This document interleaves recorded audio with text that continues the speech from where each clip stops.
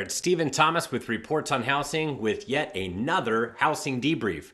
I'm inviting everybody to smash that like button, subscribe to our YouTube channel, just so we can get more eyeballs out there to actually take a look at what's really going on in the housing market so they can make grown-up decisions, adult decisions on what they want to do for their families based upon good hard facts and data and stats and all that good stuff. So this week we're talking about foreclosures up 132%. That is a real number. That is how much foreclosures and short sales have gone up in the last year, 132%. But we'll get into that in a minute, because really what's going on here is everybody remembers the Great Recession. And immediately, every time we talk about the housing slowing or going into a recession, everybody goes back to the Great Recession when somebody was burned. It was either I was burned or I knew somebody that was burned. Everybody was somehow affected by the Great Recession. So we know of so many people that were burned. So we remember that burn. That's immediately what we go back to.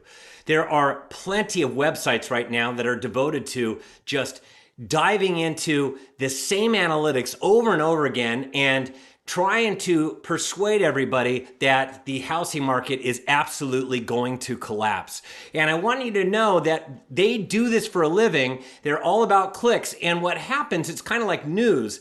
The biggest news articles, of course, are and the biggest news stories are the ones that have negative headlines, because that is what sells, is negativity. And as a result, these people on YouTube are actually getting paid to produce their negative content, which doesn't have to be rooted in facts and data.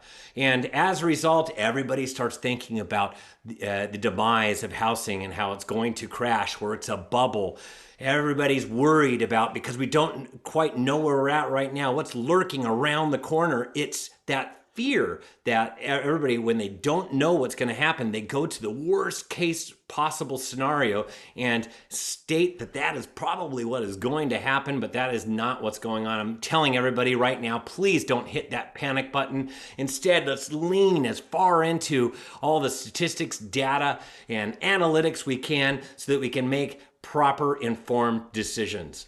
And first, I'd like to talk about forbearance, because if you remember, everything was supposed to end with forbearance.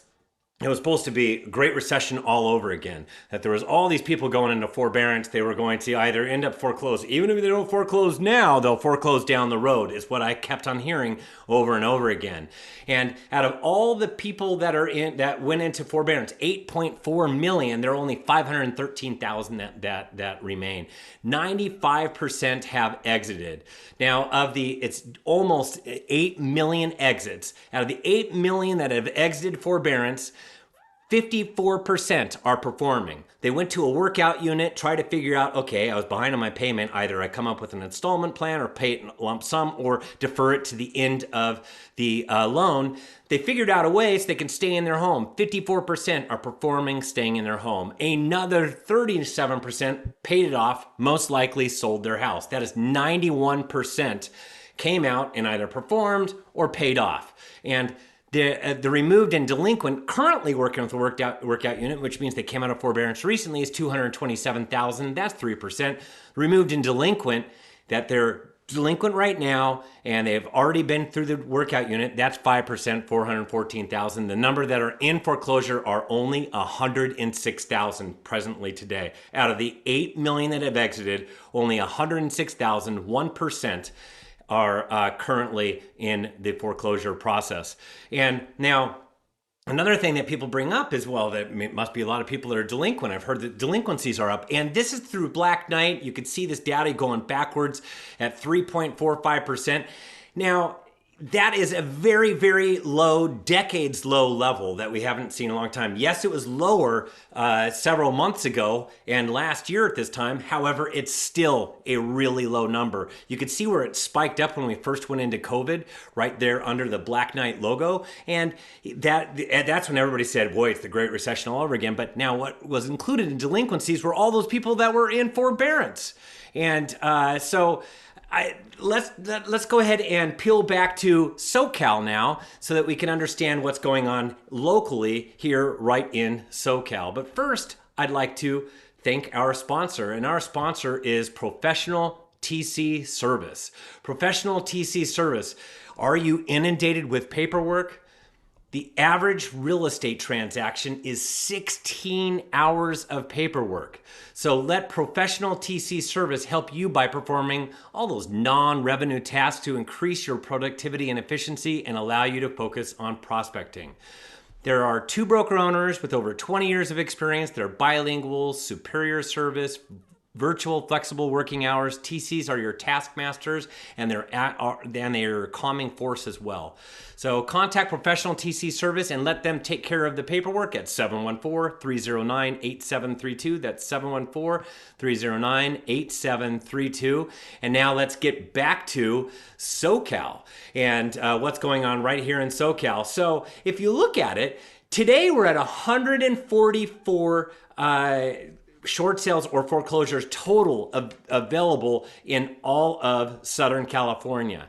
And last year at this time, there were 62. So if you take 144 over 62, the year over year increase is 132%. But you need to understand that this is still a really, really low number.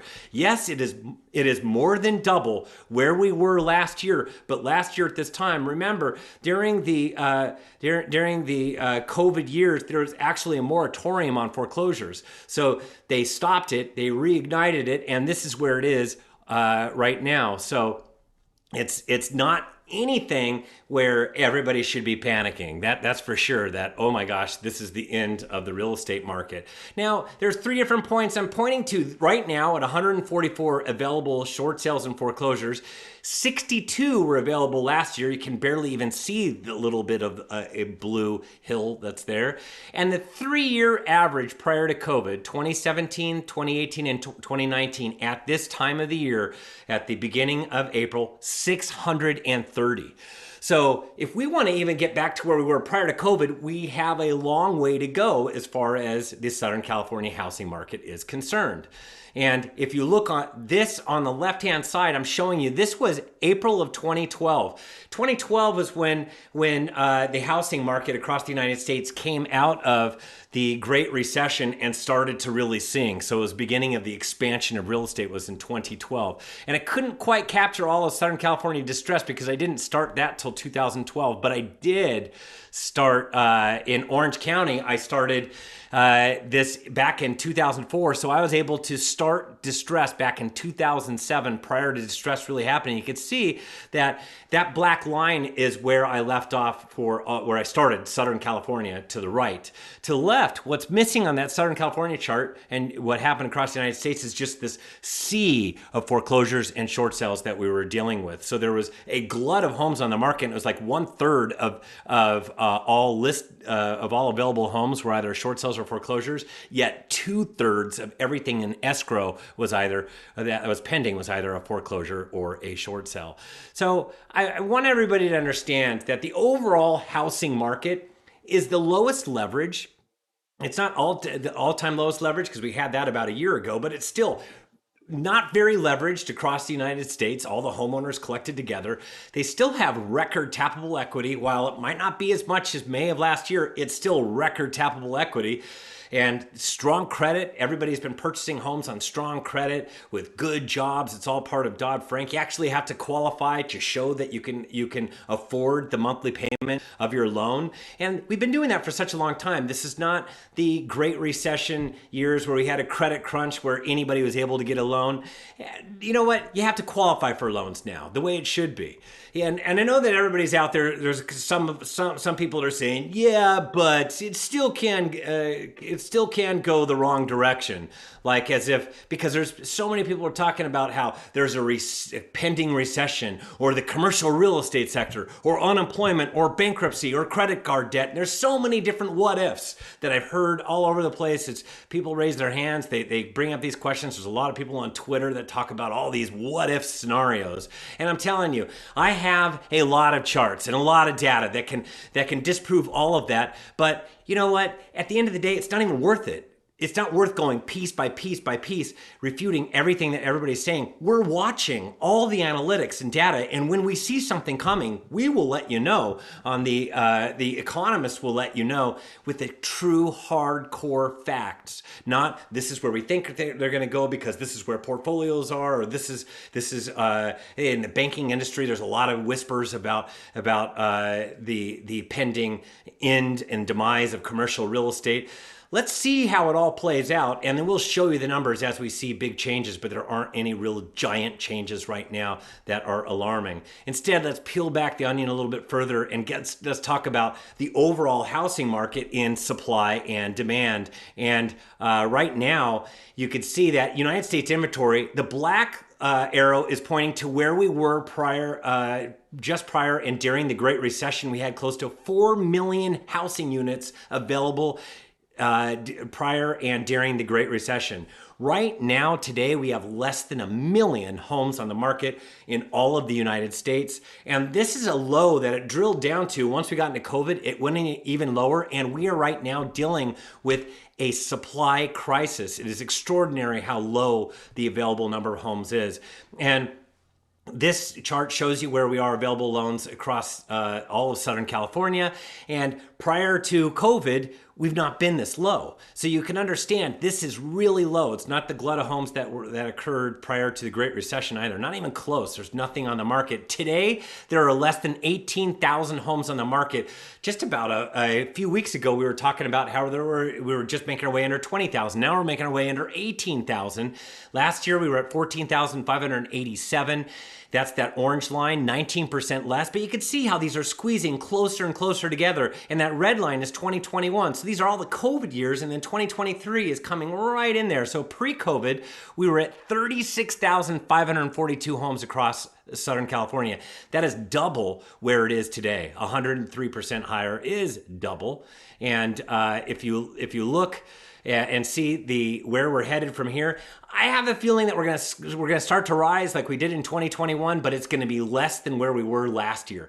Pretty soon in all of SoCal, and it could be across the United States, we're gonna see fewer homes on the market than the prior year because we did add a lot of homes during the second half of the year, but we're not going to head down that same direction because we don't have interest rates that are continuing to jack up higher and higher where demand was diminishing. We already have that low demand, and it's being matched up against a really, really low supply. Now, speaking of demand, you could see here, this is purchase application index. So week over week, it's actually up 8%, which means there's a little bit more demand because we had interest rates that had come down a little bit more. Year over year, we're down 31%. It was in the 40s, now it's down to 30% because as we make our way towards June, it's going to be closer to year over year the same. Right now, it's off where we were last year because we were still in a frenzied market last year at this time. And as far as Southern California demand, this is just a snapshot of pending sales activity. Today, we're at just under 12,000, and that's actually a bit of an increase after being flatlining for about 6 weeks straight. Last year, we were at 16,052, 35% higher. Prior to COVID, 17,728, 49% higher. So you get it. We have very, very muted demand being matched up against a very, very muted supply. Now, why the market is currently favoring sellers is because the low supply is so low that it is beating out the affordability problem. So if you're out there in the marketplace, you feel like, man, there's a lot of buyers in the marketplace. And that is because there's not that many homes for them to purchase that are all bumping into each other. So, and the overall speed of the market feels exceptionally hot. And similarly, if we go back in time and take a look at expected market time, you place your home on the market, when are you opening up escrow? This low level that we are at today may not be as quite as low as where we were during some of the pandemic. However, if you see, you can go back through all those expansion years. The last time it was this low pre-COVID was 2013, and it was only there for a minute, and it's making its way down pretty alarmingly fast. Today, we're at 45-day expected market time. This is down about 7 days from two weeks ago, so it came down quite a bit. Last year at this time is the orange line, that's 27 days, and the 3-year average prior to COVID, 2017, 18, 19, is 62 days. So we are far below that pre-COVID average as far as days on market, and overall, it feels extremely hot. So based upon everything that we're looking at with a low supply and and very low demand, but very few distressed and very few delinquencies, there just aren't the ingredients that make up what everybody thinks is going to be this giant tsunami wave of foreclosure activity. There will be no surge. It's just not going to happen based upon all the analytics and metrics that we follow. Do you want a copy of this? Do you want a copy of our presentation to utilize with your clients? Well, you can go to reportsonhousing.com and go there to subscribe. You'll get the most recent one. It's called a buying opportunity. All Southern California counties now have this. San Bernardino, Orange County, Riverside will get a new report this coming up week. And you can utilize the coupon code FACTS, FACTS, if you want that free copy and you would like to subscribe to the written housing report, which comes out every other week. And you know what? That's what it's all about. It's all about the facts, the data to make informed adult decisions. Basically, that's it. So thank you for tuning in to another housing debrief. I appreciate you tuning in. We will hope you have a great finish to your week, and we will see you next week for another exciting episode of the Housing Debrief. Thanks much.